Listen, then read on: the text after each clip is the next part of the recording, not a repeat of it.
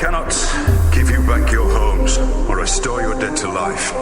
But perhaps I can give you justice in the name of our king.